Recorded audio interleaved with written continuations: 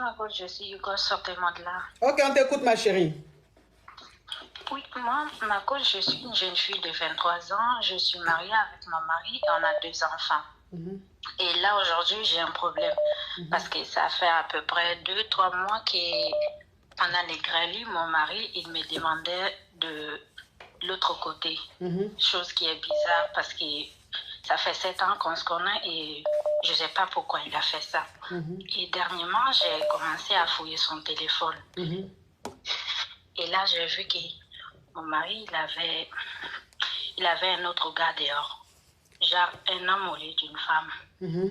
Et tous les deux, nous sommes musulmans. C'est quelque chose qui est, même pas par la religion, c'est quelque chose qui est très mal vu de notre famille.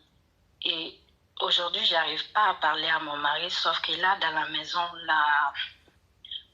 l'ambiance a vraiment changé. Donc là, je ne sais vraiment pas quoi faire parce que dans 2-3 semaines, on prévoit de voyager pour aller en Afrique.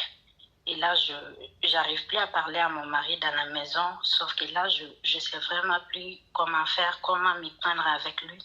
Parce que j'ai essayé de fouiller dans son téléphone, j'y arrive pas.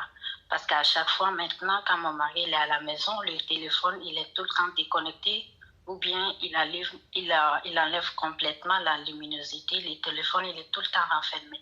Même pour aller prendre la douche, mon mari rentre dans la salle de bain avec son téléphone. Là, je ne sais plus quoi faire vraiment. Parce que j'ai essayé de lui toucher l'autre côté pendant le crédit. Et avant, quand je faisais ça, mon mari, il se sautait. Mais ces derniers temps, j'ai constaté quand je fais ça, il ne bouge plus. Genre, il est devenu insensible à ça. Là, je ne sais plus vraiment comment faire. Parce que je n'ai pas pu lui en parler depuis. Ça fait 2 semaines que j'ai vu la conversation d'un gars, entre lui et un gars dans son téléphone. Je ne sais vraiment pas quoi faire. Ok, ma chérie. Ok, je vais récapituler. Tu es mariée légalement avec ton mari. Ça fait 7 ans que vous êtes mariés ou bien ça fait 7 ans que vous êtes ensemble? Ça fait 7 ans qu'on est ensemble. On s'est mariés il y a 4 ans à peu près. Ok, donc ça fait 7 ans que vous êtes ensemble et vous êtes mariés il y a 4 ans. Donc ça fait 4 ans que vous êtes mariés légalement, 7 ans que vous êtes en concubinage. Et depuis ces... Ok, je récapitule, ma chérie. Donc depuis ces 7 ans-là, ton mari t'a jamais demandé le grêlis de l'autre côté. Exact. Et comme par hasard, ces derniers temps, il te demande seulement le grêlis de l'autre côté. Et toi, tu lui as dit non. Depuis 7 ans ensemble, tu ne m'as jamais demandé de grêlis de l'autre côté. Ça n'a jamais existé entre nous. Pourquoi est-ce que tu me demandes grêlis de l'autre côté? Et il ne t'a rien dit, mais à chaque fois, il demandait l'autre côté. Toi, tu ne lui donnais pas. Mais tu as commencé à le soupçonner un peu. Tu as pris son téléphone, tu as fouillé dans son téléphone. Quand tu fouilles dans son téléphone, tu tombes sur une conversation de lui et un gars, un homme. Et dans la conversation, c'est conversation d'amour. C'est ça. Genre, dans la conversation, lui, je ne l'ai pas entendu parler. Il y a juste le gars qui disait, bébé, tu es bien arrivé, je peux t'appeler ou bien tu es sur la route.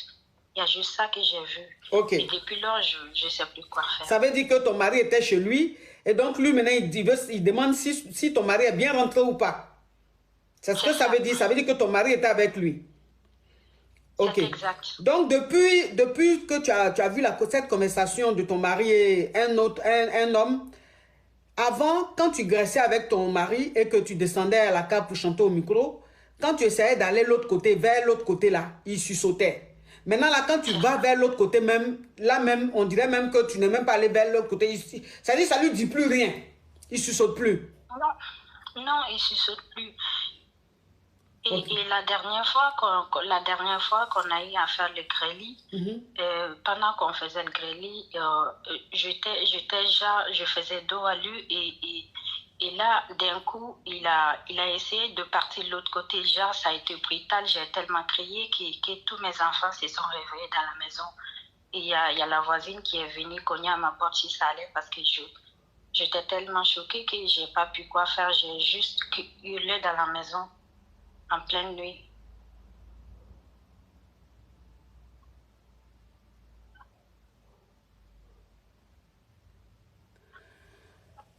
C'est quoi ta question? Là, je sais pas comment je vais aborder la situation avec lui parce que depuis là, je parle plus avec lui dans la maison et on a prévu d'aller en visite au pays dans quelques semaines. Et je sais pas comment arriver là-bas, comment je vais gérer la situation. Est-ce que tu as essayé de lui en parler? Mais quand tu dis tu as vu, quand tu dis tu as vu une conversation de lui, Adidja, thank you, Macavia. Quand tu dis tu as vu une conversation, quand tu dis tu as vu une conversation, ma chérie, s'il te plaît, écoute ce que je suis en train de dire. Quand tu dis tu as vu une conversation de lui, un mec, qu'est-ce qui te fait dire que c'est un mec? Pourquoi tu sais pas, peut-être que c'est une femme? C'est vraiment ça la situation. Je suis au travail actuellement, j'arrive pas beaucoup à travailler.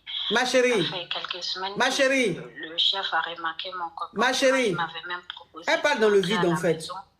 Elle parle dans le vide. Mais rester toute seule à la maison, ça pouvait me donner des idées. Non, et moi, je continue à venir travailler, mais elle parle dans le vide. Ça se voit que elle n'écoute même pas ce que moi je dis. Je sais de forcer. Ma chérie, activités de tous les jours, mais vraiment ça va pas. Je sais plus quoi faire. Ma chérie, s'il te plaît, il faut arrêter de parler, je te pose des questions, il faut me répondre. Oui. Je te pose des questions, il faut me répondre, s'il te plaît. Oui. Ok, tu m'écoutes? Oui, je vous écoute. Ok. Je dis, la conversation que tu as vue de ton mari et un mec, qu'est-ce qui te fait dire que c'est un mec? Pourquoi c'est pas une fille? La voix, c'est la voix des mecs. Et moi, ce que j'ai fait, j'ai pris les numéros dans mon téléphone, j'ai masqué mon numéro et j'ai rappelé les numéros. J'ai demandé qui c'était, j'ai fait semblant de connaître les numéros, j'ai appelé le nom d'une fille. Et là, le monsieur me dit que c'était pas une fille. Et là, il m'a donné un nom de mec. Oui, il ne faut pas donner le nom ici. C'est ça, oui. J'ai dit que je m'étais trompée des numéros et de m'excuser. Là, j'ai rappelé le téléphone. Ok. Je ne l'ai plus jamais rappelé. D'accord. Donc, ça veut dire que le message que tu as entendu de la conversation dans le WhatsApp de ton mari et le mec, c'était la voix d'un homme. Donc, tu as pris le numéro, tu as fait un appel privé, tu as appelé pour être rassuré. Et le mec, il t'a répondu. Tu as demandé si c'était un tel, il t'a dit non, il t'a donné son prénom. Ok. Maintenant, voilà. Maintenant, moi, ce que je veux savoir, depuis que tu sais que ton mari te trompe avec un mec, est-ce que tu as essayé d'en parler avec lui?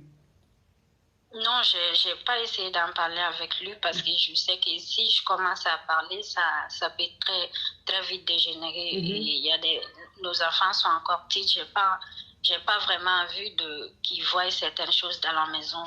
Vous avez combien d'enfants? On a 2 enfants, nos 2 enfants, la dernière, elle n'a même pas encore 2 ans. Ok. D'accord. C'est quoi ta question, ma chérie?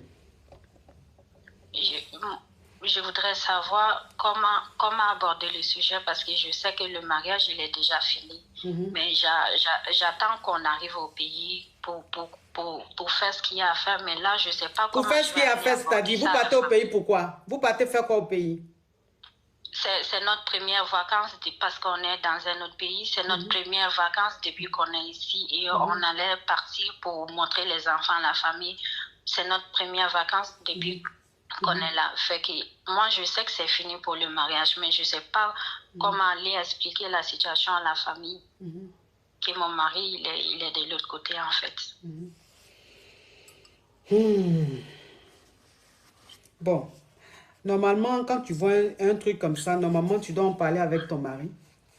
Tu dois en parler avec lui. Mais comme tu n'as pas envie que ça dégénère et que vous avez des vacances, vous devez aller en Afrique, que tu préfères attendre que vous arrivez là-bas pour lui en parler, il faut attendre que vous arrivez là-bas et tu vas en parler avec lui. Et puis tu vas prendre la décision que tu vas prendre. C'est tellement clair. Là, on n'a même pas besoin de te dire. C'est tellement clair. Tu sais, tu as les preuves que ton mari te trompe avec un homme. Tu as les preuves que ton mari est double puce, puisque depuis un certain temps, quand il rentre même au paradis, ça ne l'intéresse plus. Lui, c'est l'autre côté là, maintenant, il veut.